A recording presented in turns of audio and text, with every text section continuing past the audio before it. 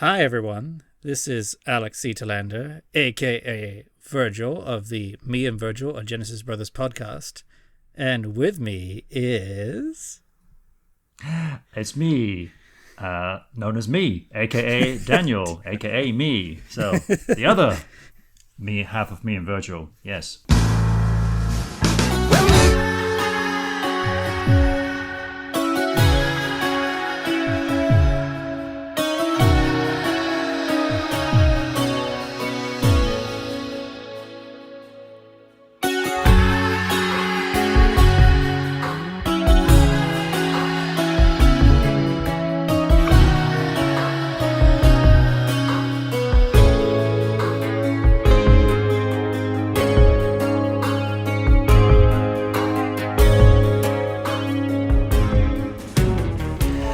Special, random, spontaneous call we're doing today. Just a very quick one for you all. Because for those of you who surely you are aware of this, but lovely Peter Gabriel has been on tour this entire year. His first tour since his Back to Front tour, which came out for the So anniversary. I guess for his stuff. He totally did this tour with Sting a few years ago too. But for his own stuff. That's also true. That's for his own stuff, yes. And we were kind of curious about it because I got to see lovely Peter back in May in Berlin, pretty much at the start of his tour, and only just recently, dear Alex, aka 4 days Virgil ago, here, last Wednesday. only just saw him last. Today's Wednesday. Sunday. I saw him on Wednesday. Put it this way, Panopticon has been playing in my head every day since then, and I'm okay with that. Okay. So instantly, I wanted to find out what he thought of it. But I just thought, you know what? Before I actually get the answer from him, let's jump on a call. Let's share this with everyone, with all you brother people who to brother, listening, watching. Yes, me and Virgil style. Let's just we thought let's share our thoughts over a call, so you all get to hear. Everything's all fresh. And, yeah. I'm trying to remember the last show I've seen some Australian Pink Floyd gigs, which are always fantastic, and I feel like the last big gig would have been the Phil Collins Not Dead Yet tour in 2017, I think it was. So it's been a while since I've been to a big show, obviously, because a few things have happened since then. Just a few little things, world-changing things, that's all. So this was amazing. This concert was fantastic. I think it's definitely up there with one of the best concerts I've ever seen and experienced, if not the best, I think. Whoa. For the whole package. Just for, the music, the sound quality, the sound power of it, the art and display and lights and everything that went into it. Clearly, just so much work went into it that I didn't feel like I was just going to a concert. I felt like I was going to a show, and I was getting a full performance from a band and a crew and everyone putting this amazing thing together that was just spectacular. In a sense. Fantastic. Yeah. Fantastic. How did you feel? Well, this is actually the first question I wanted to address because I have lots of questions. First of all, it was an indoor venue for you, yes? Yes. Okay. And before we carry on, we should probably mention to those of you who have interest to see any footage of this, whether in the flesh or on YouTube or anything, spoiler alert, people, massive spoiler alert for this, okay? Because we're going to be talking about songs and the setups, specifics, and everything. So those of you who are intrigued to see what the shows are still like via YouTube, or if you still plan on getting tickets to go and see them live, be aware, we're going to be talking about this, including songs. So, spoiler alert. So he hasn't got too many shows left, has he?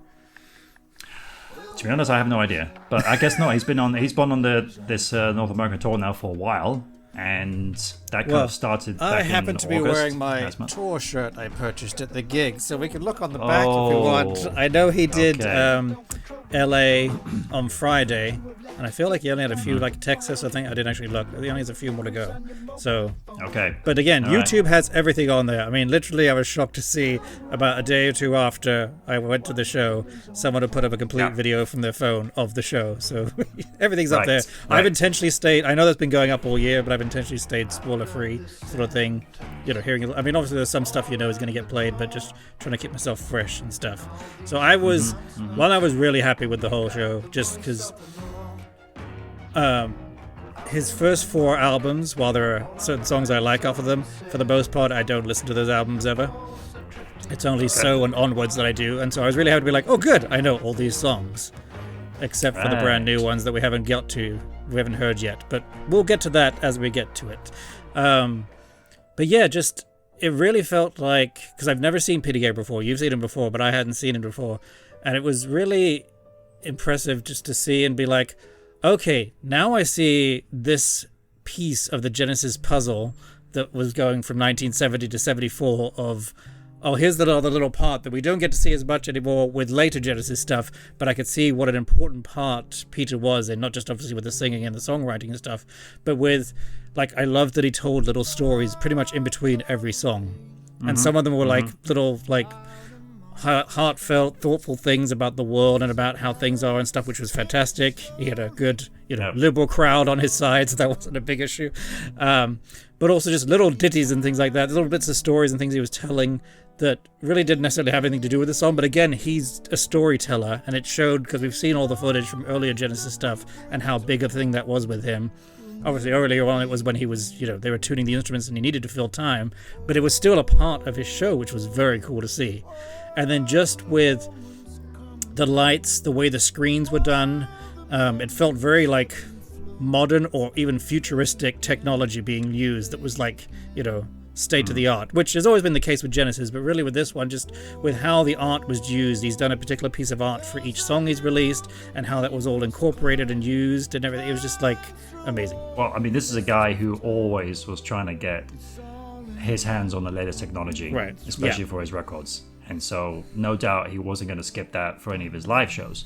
And again, I've seen videos of the Secret World Live stuff, and again, he put a lot into that. And then also the Growing Up tour, which was just like insane with the guys hanging from strings and being on the ceiling and all all this stuff. It's like, it's always been a big part of it, but I haven't never actually been to one before. It was like incredible to be there and be like, you're a real artist, art in every sense of the word. You're not just doing music, you're making art here in a new way and doing something different that no one's ever done. It's true, and it hadn't really occurred to me that, of course, this was your first time seeing Peter Gabriel. Because yes, as you mentioned, I saw him on the Up tour in 2008 when I was still living in London, and that was at Wembley Arena. It was the circular stage as well. So whether he was like cycling around doing Salisbury Hill, or rolling around in the big ball, the big ball, or walking upside down with his daughter, it was pretty spectacular.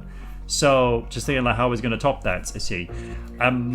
If I can be honest, in my opinion. Well, yeah. If I could be honest, there was just one major unfortunate thing with the performance that we saw him on. Now, fair enough, it was early on in the tour, and as we all know, with many bands on tours, and Phil happily admits this as well, that for Genesis it takes them like a good 3 weeks to really fit. Well, he even said on this one that he still feels they're changing stuff each day, but he feels at this point now they've got it pretty much solid, towards the end of the tour when they're about to be done.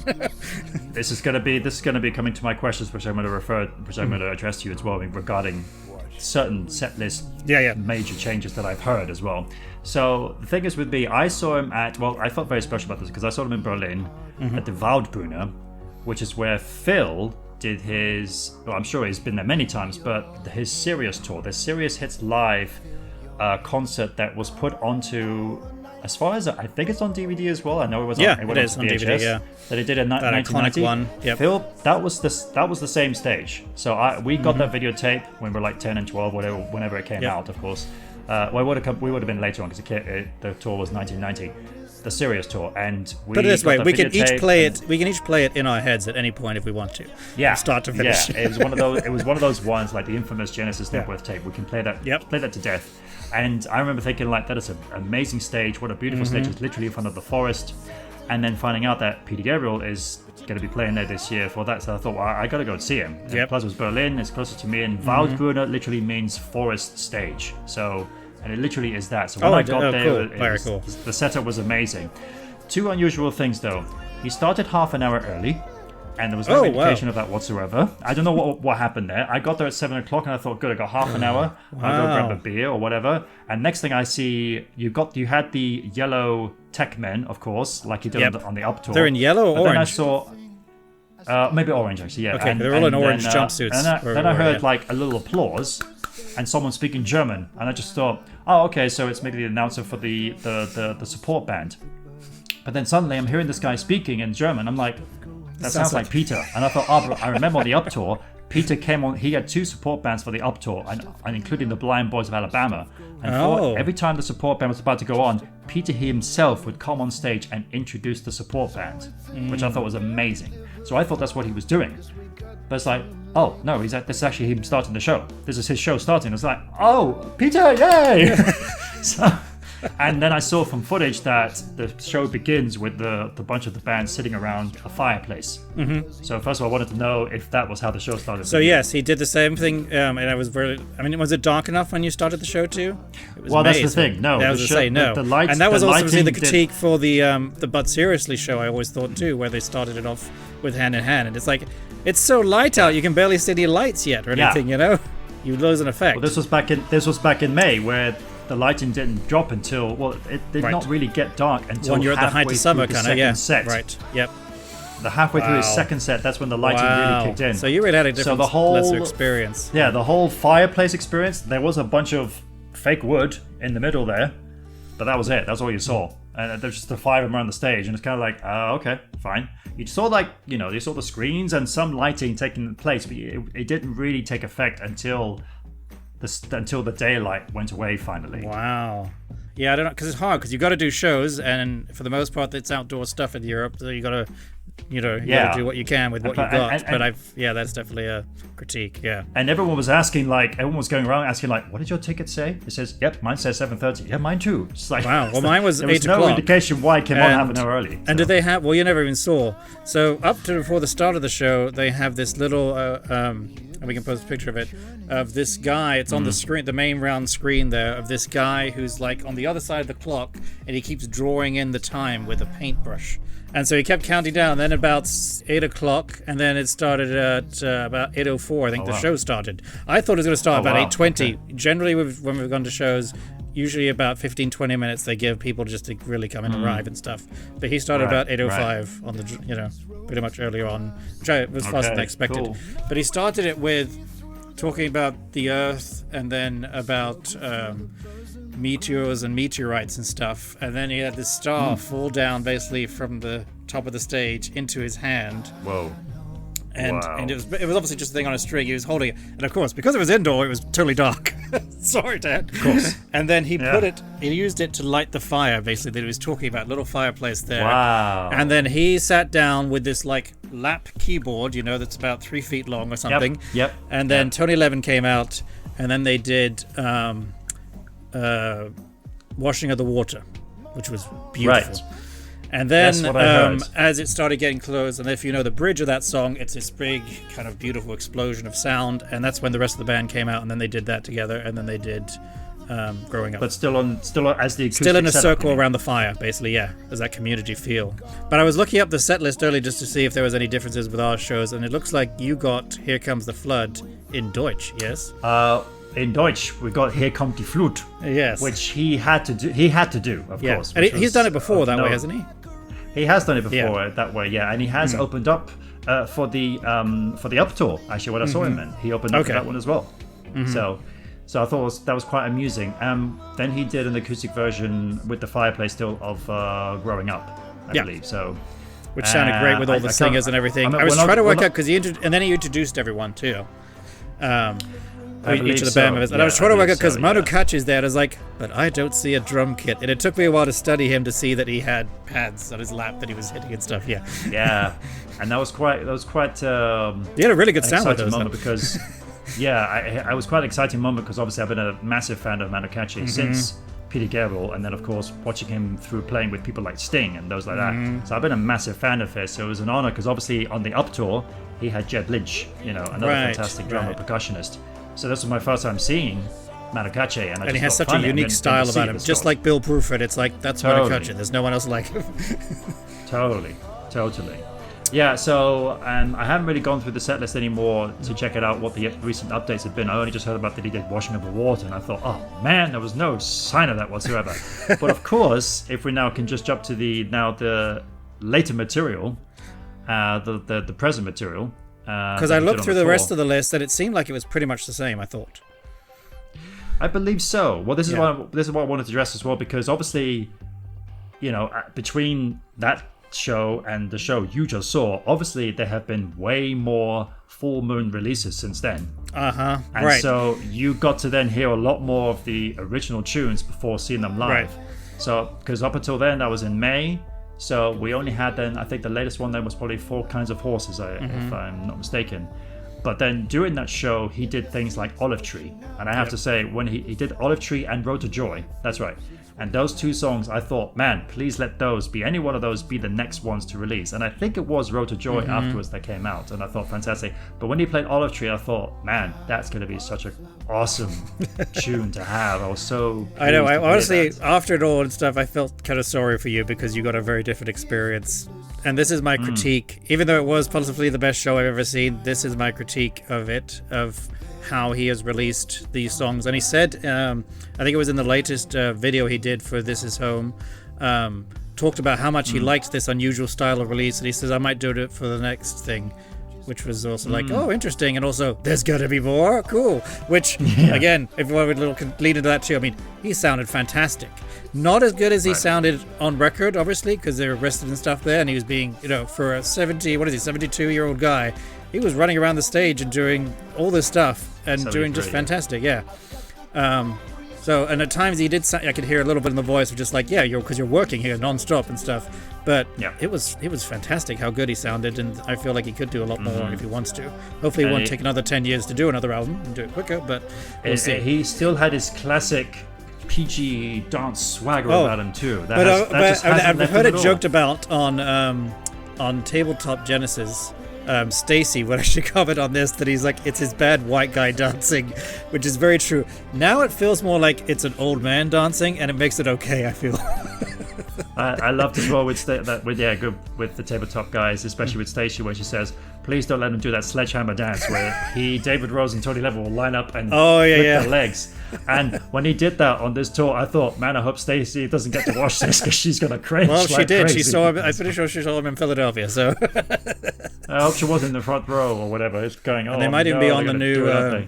They might be on the new. I doubt it though. On the new Tabletop Genesis episode on the tour, which they're going to release any day now. Oh, no anyway, doubt. No doubt. Yeah. So yes, that was my critique, kind of overall. This thing, the show as a whole was fantastic, but the way he's released these songs, it's been fun and interesting.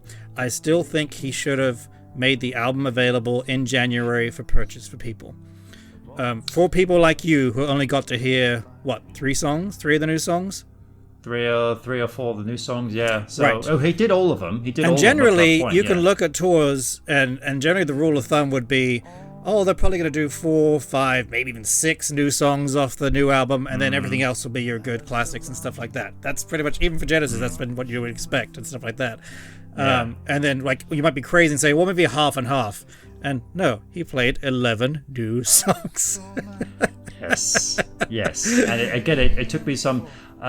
the one called what's it called with Love? I know what you mean. Love Can Heal.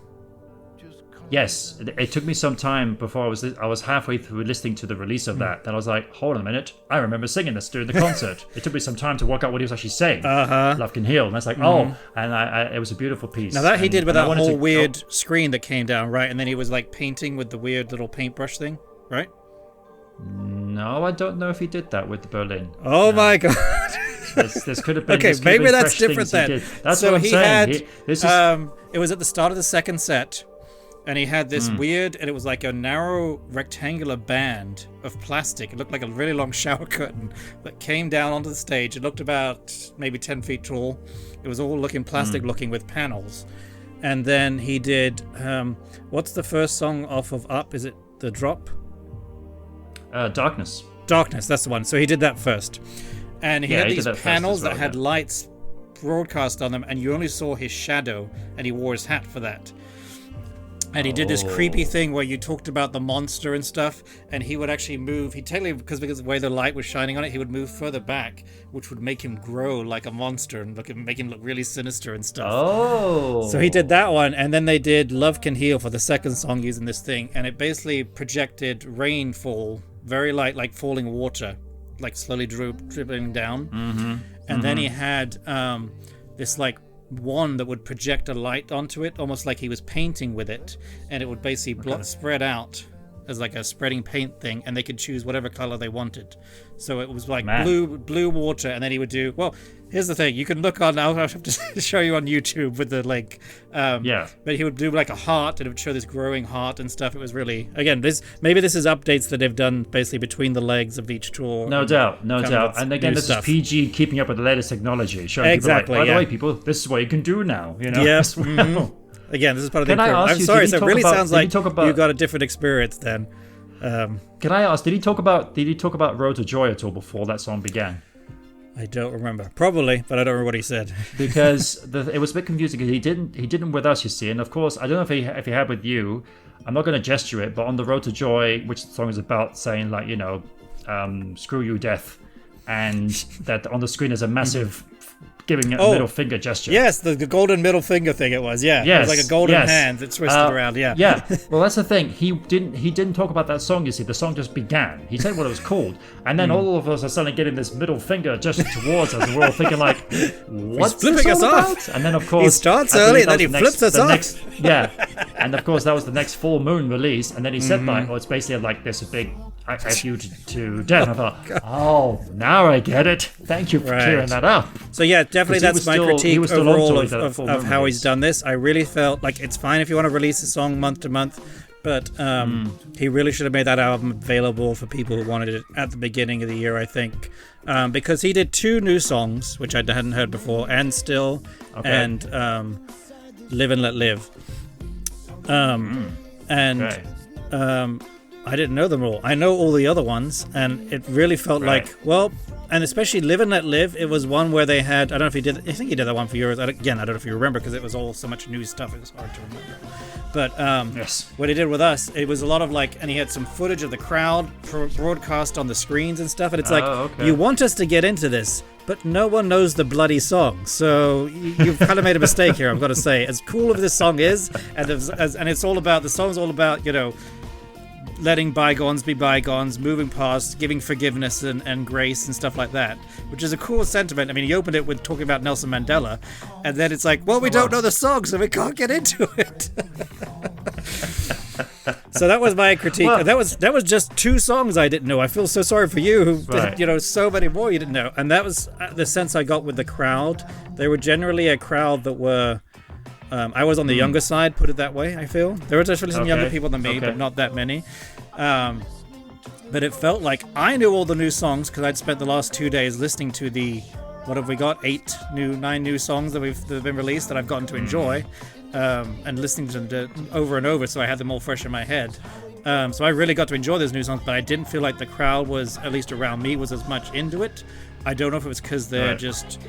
richer old people who just buy tickets to anything and come always, or if there were that die-hard, you know, I was on the floors, they were a little more expensive tickets, but they didn't seem as into it. I felt I was the only one singing along because I knew it, and they were all just quiet until they did like, oh, Red Rain, okay, we all know that one we can go cheer it and stuff, you know. yeah, I think we got that impression a little bit. I think I only saw like a few faces that were singing along to some of the rarer tracks, and we would like make eye contact and like, yes, we know these ones, you know. So I even got told off by a guy to be quiet while singing. Of what it must have been like being at those first shows of The Lamb when the album released, and you're like, well, I wanted to address this. I mean, it could have been worse. We could have had a whole album being played, which we never knew about. Thinking, what the hell is this? So it's just 2 songs, so just take that. It's fun. But just those 2 songs really bugged me, so I can't imagine how it must have been for earlier audiences that didn't know it and stuff. And so now that I've talked about the negative, what's the other thing I thought about? Okay, so yeah, how familiar have you ever heard This Is Home quite a bit now? To be honest, I've not had a chance to listen to it yet. Okay, so I want you to. We should do maybe a thing on it, because I did a TikTok on it. You should check out and then respond to it if you want to do that, because it has this beautiful chorus about one little harmony thing of this is home, home is where I want to be, you are my home. Beautiful chorus, just like about a beautiful message and stuff. But it's only those 3 lines, and then he goes back, and then he has 2 bridges in there that are like 2 minutes long each, and then he does a little bit of the chorus at the end again, and then they do this beautiful thing where they go home, home and stuff like that, and then it sounds good, but it's so short.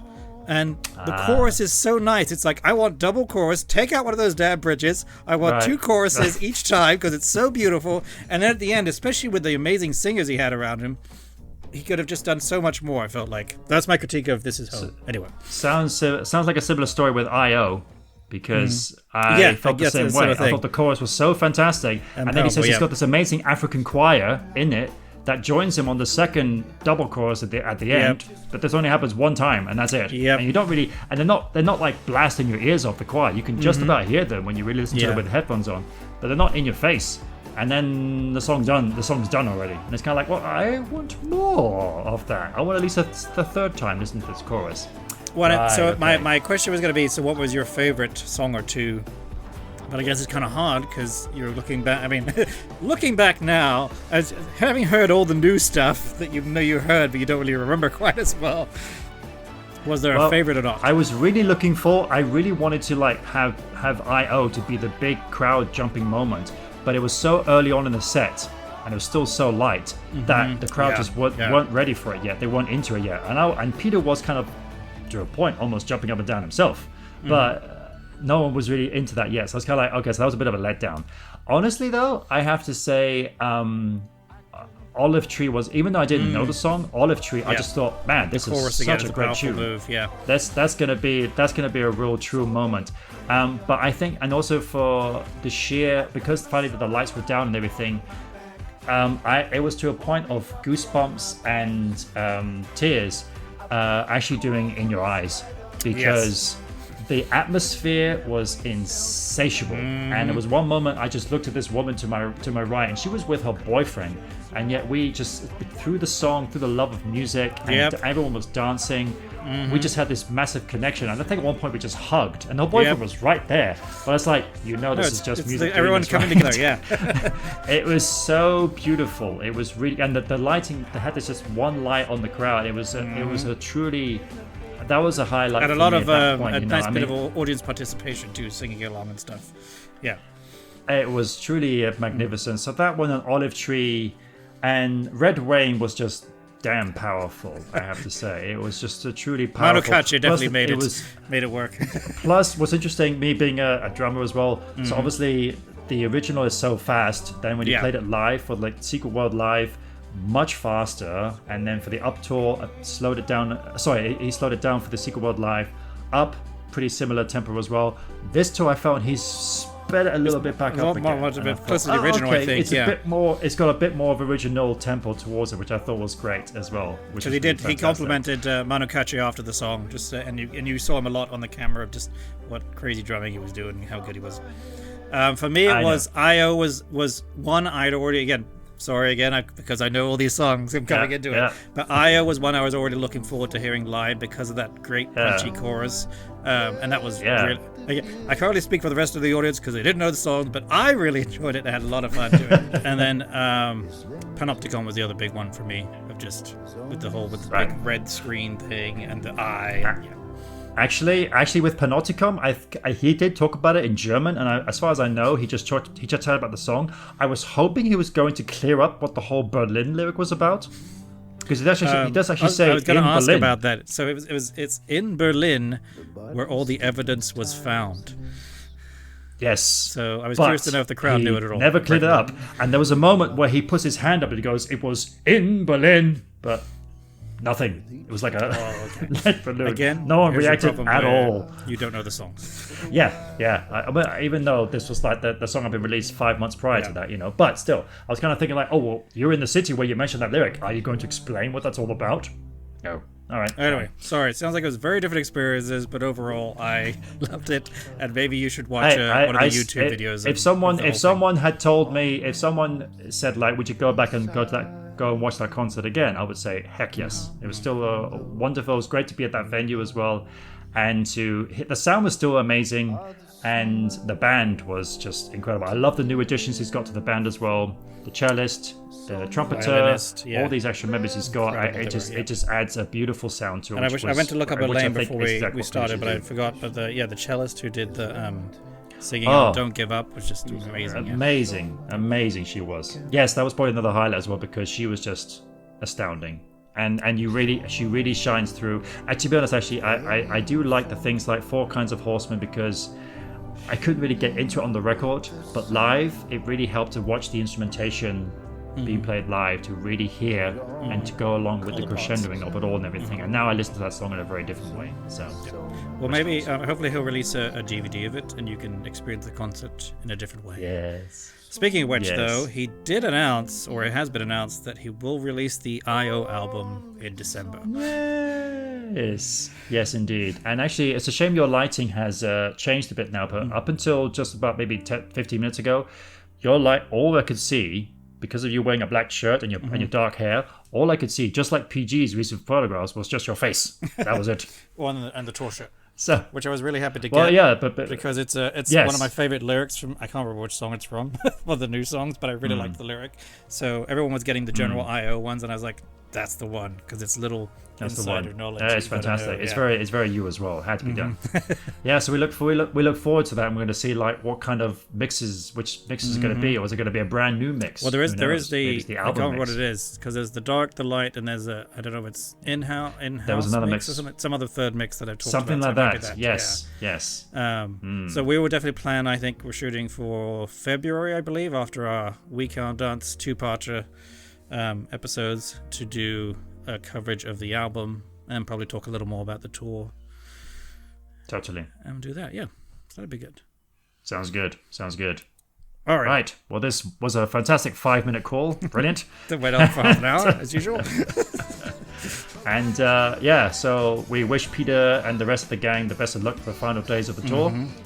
And we look forward to what it's going to be. Clearly, we know what's going to be on our Christmas list for this December. Exactly. So. He knows what he's doing. Releasing in December. Very smart fellow. All right. Well, thank you for tuning in, everyone. And we will see you all again on the very next full-on episode. Until then, take care. Oh, whoops.